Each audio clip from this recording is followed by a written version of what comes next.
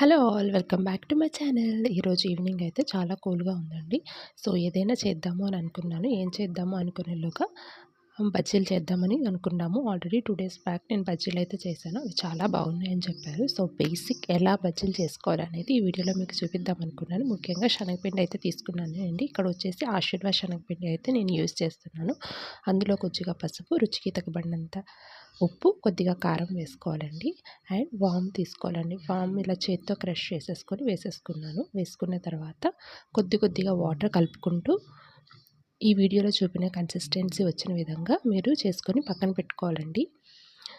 మీరు ఎంతమందికి బజ్జీలు ఇష్టమో తప్పకుండా కామెంట్ చేయండి. మా ఇంట్లో బజ్జీలు చేస్తే కనుక ఒక్కటి కూడా మిగిల్చకుండా తింటారు. అంత బాగుంటాయన్నమాట.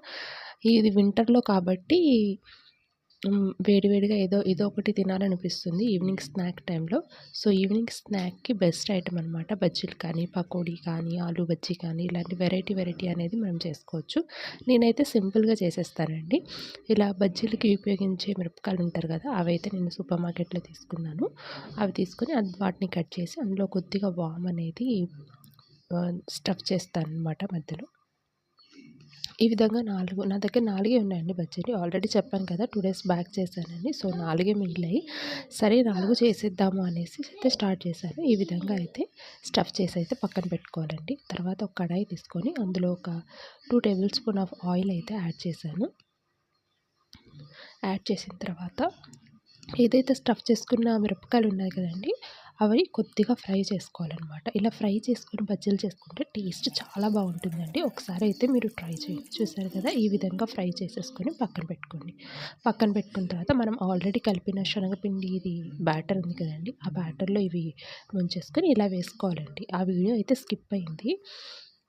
సో నేను అందుకే చెప్తున్నానండి. చూసారు కదా, ఈ విధంగా వేసుకోవాలండి. చాలా బాగుంటాయండి.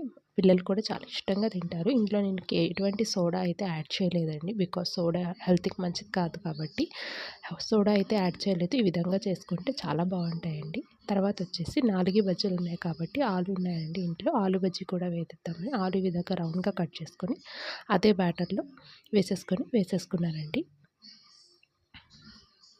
ఆలు బజ్జీ, మిరపకాయ బజ్జీలతో ఈవినింగ్ అయితే ఇలా అయిపోయిందండి. ఇవి తిన్న తర్వాత కంపల్సరీ టీ అయితే కంపల్సరీ ఉండాలండి.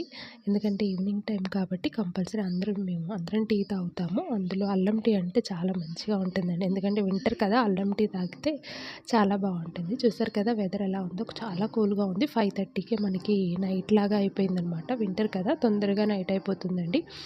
చూసారు కదా, ఇలా